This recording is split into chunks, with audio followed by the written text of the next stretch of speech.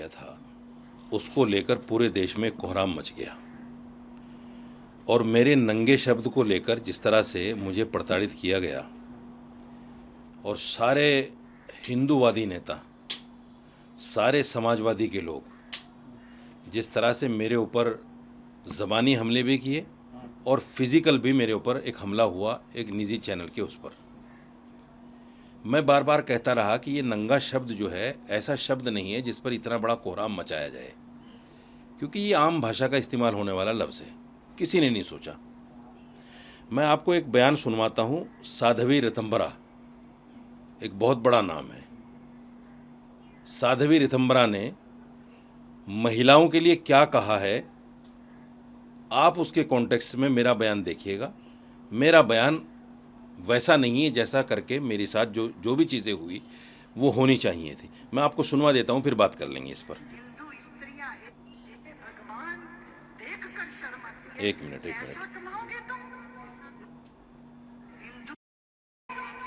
नंगे होकर पैसा कमाओगे, गंदे ठुमके लगाकर, गंदे गाने गाकर। मुझे समझ नहीं आती उनके पतियों को ये स्वीकार कैसे है, उनके पिताओं को ये स्वीकार कैसे है। हिंदू स्त्रियां, हे भगवान, देखकर शर्म आती है। पैसा कमाओगे तुम, नंगे होकर पैसा कमाओगे, गंदे ठुमके लगाकर। ये आपने बयान सुन लिया। ये एक ऐसा वर्ड है, सामने वाले को शर्म दिलाने के लिए इस तरह के वर्ड का इस्तेमाल हो जाता है। मैं ये नहीं कह रहा हूँ कि साध्वी ऋतंभरा ने उन लोगों को नंगा कह दिया। हालांकि जो औरतें फिल्मों में काम करती हैं, जो लड़कियाँ, वो बिल्कुल नंगी तो नहीं होती, लेकिन उनको अधनंगा भी कहा जा सकता है और नंगा भी कहा जा सकता है।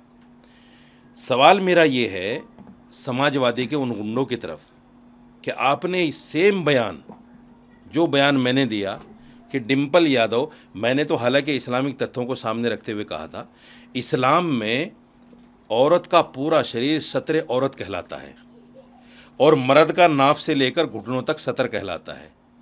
इस हिस्से का देखना और दिखाना इस्लाम में हराम है, और अगर मस्जिद में कोई आदमी इस हिस्से को देख ले नमाज़ पढ़ता हुआ, नमाज ख़त्म हो जाती है, उसकी नमाज़ टूट जाती है, और जो नमाज इस हालत में पढ़ रहा है उसकी नमाज भी नहीं होती। ये इस्लामिक सिद्धांत है।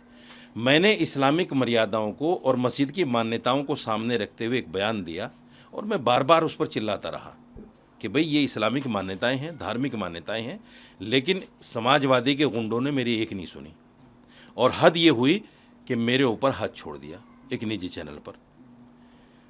मैं अब उनसे कहना चाहता हूँ, अगर इतने ही बड़े जवां मर्द हो तो साध्वी ऋतंभरा के पास जाओ, उनके ऊपर हाथ छोड़ के दिखाओ, उनके गले में जूती का हार डाल के होर्डिंग बनाकर दिखाओ, उनके खिलाफ एफआईआर करके दिखाओ। अगर आपने कर दिया तो मैं समझ जाऊंगा कि आप महिलाओं के रक्षक हैं, और अगर आप नहीं कर पाए तो आप गुंडे हैं। आपके खिलाफ कड़ी से कड़ी कार्रवाई होनी चाहिए और अखिलेश यादव और डिम्पल यादव को शर्म आनी चाहिए कि ऐसे कार्यकर्ताओं को आपने पार्टी में रखा हुआ है। उन लोगों के खिलाफ अखिलेश यादव को भी एफआईआर करनी चाहिए जिन्होंने मेरे साथ ये हरकत की है। मेरा सवाल इसमें यही था कि आप उनके द्वारा एफआईआर की जरूर बात करें, क्या आपकी तरफ से कोई कार्रवाई चल रही है? चैनल के खिलाफ भी एफआईआर हो गई है और उनके खिलाफ भी एफआईआर हो गई है। गिरफ्तारी की बात कर रहे हैं पुलिस वाले, देखते हैं क्या होता है। अखिलेश यादव से भी हालांकि पूछा गया था तो उन्होंने ये कहा कि हिंसा को समर्थन वो नहीं करते हैं। उनसे जब सवाल पूछा, हिंसा का आप समर्थन नहीं करते, लेकिन हिंसक आपकी पार्टी में हैं, उनको आपने गले लगाया हुआ है। ये तो बहुत बड़ी बात है ना। आप हिंसा का समर्थन नहीं करते, लेकिन जो हिंसक हैं वो आपके कार्यकर्ता हैं। एक मेरे पास फ़ोन आया, कोई राजेश नाम का आदमी है, मैंने कई सारे चैनलों पर भी वो चलवाया, आप कहें तो मैं आपको भी सुनवा सकता हूँ। उसने मुझे कहा कि मैं प्रदेश कार्यकारिणी समाजवादी पार्टी का मेंबर हूँ और अब तो तुम्हें वहाँ मारा है चैनल पे, फिर हम घर में घुस के मारेंगे।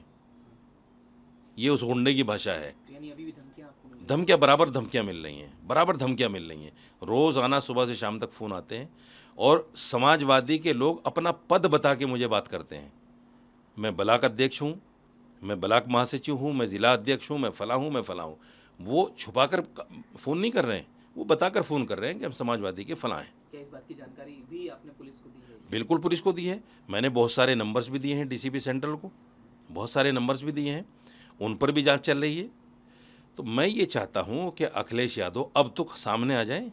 साध्वी रितंबरा को सुनने के बाद मैं आपको ये वीडियो दूंगा, आप मेरी बाइट के साथ चैनल्स को भेजिए। हालांकि सुन लिया है, लेकिन मैं फिर भी दूंगा, आप उसको भी चलवाइए, ताकि इनके सामने एक आईना आ जाए कि ये इतना बड़ा वर्ड नहीं है जितना बड़ा वर्ड आपने बनाने के बाद हिंसा आपने की है देश के अंदर। और मैं चूँकि मुसलमान था, इसलिए मेरे साथ उन्होंने ये प्रकरण किया है। इकरा हसन के साथ में जिस नापाक आदमी ने, योगेंद्र सिंह राणा ने ये कहा था मैं शादी करूँगा, और जिसने असदुद्दीन अवैसी को कहा था कि असदुद्दीन अवैसी मेरा साला होगा, उसके ख़िलाफ़ तो इन गुंडों ने कुछ नहीं किया, न उनको मारा, न उनके खिलाफ़ प्रदर्शन किया। और ये समाजवादी के लोग, यूजन सभा के लोग, माइनॉरिटी सेल के लोग लखनऊ में मेरे खिलाफ़ प्रदर्शन कर रहे हैं, मेरे होर्डिंग लगा रहे हैं जूता दिखाकर। तो ये उनके खिलाफ़ भी करें ना, वो भी तो एक महिला है इकरा हसन, और समाजवादी पार्टी की एमपी भी है। तो ये सारा ये सच असल में क्या है, देखिए जो मेरे साथ हुआ मुझे उसका दुख है, लेकिन खुशी ये है कि समाजवादी का जो असली चेहरा था मुस्लिम नफ़रत का, वो सामने आ गया। ये मेरे मुसलमान भाइयों को समझना चाहिए कि हम कैसी पार्टी को वोट कर रहे हैं।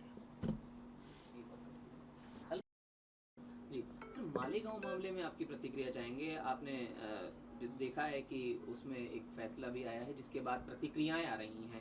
इसमें एक बात ये सामने आई है कि एक गवाह हैं जिन्होंने कहा है कि एटीएस ने प्रताड़ित किया था और योगी आदित्यनाथ और आरएसएस के नेताओं का नाम लेने के लिए भी उन्हें मजबूर किया गया था। जैसा कि आप जानते हैं कि एक अधिकारी ने भी कहा कि आरएसएस प्रमुख की गिरफ्तारी के लिए उन पर प्रेशर बनाया गया था। और साथ साथ ये भी मैं आपको बता दूं कि प्रज्ञा ठाकुर का भी इसमें बयान आया है। उनका कहना है कि राष्ट्र की जीत है जो उनको तमाम बरी किया गया है। पूरे मसले पर आप क्या कहेंगे?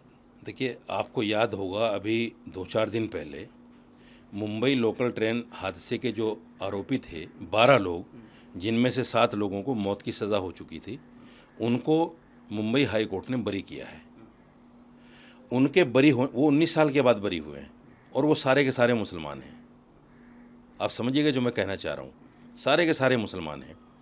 उनके खिलाफ़ जैसे ही मुंबई हाई कोर्ट का फैसला आया, उनके खिलाफ़ तुरंत वहाँ की सरकार सुप्रीम कोर्ट चली गई इस फैसले के खिलाफ़। अब मैं पूछना चाहता हूँ सरकार से, महाराष्ट्र सरकार से, भारतीय जनता पार्टी की सरकार है, मैं उनसे पूछना चाहता हूँ, अभी जो ये फैसला आया है इन हिंदूवादी लोगों के खिलाफ़ फेवर में, और इनको बरी किया गया है, क्या सरकार इनके खिलाफ़ भी सुप्रीम कोर्ट जाएगी? क्योंकि मुंबई लोकल ट्रेन हादसा और ये हादसा है तो आतंकवादी हमला।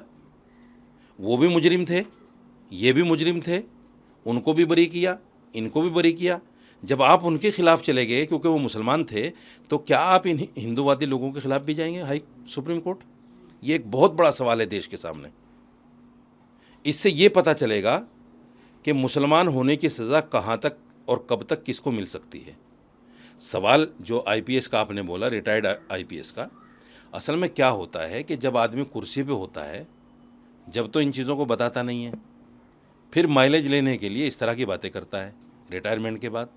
आपने सुप्रीम कोर्ट के बहुत सारे जजों को देखा होगा बाद में टिप्पणी करते हुए कि साहब, कुछ लोग तो बाबरी मस्जिद के बारे में बात कर रहे हैं, आप क्या ऐसा हो जाता अगर होता तो, और ये सब कुछ गलत हुआ है।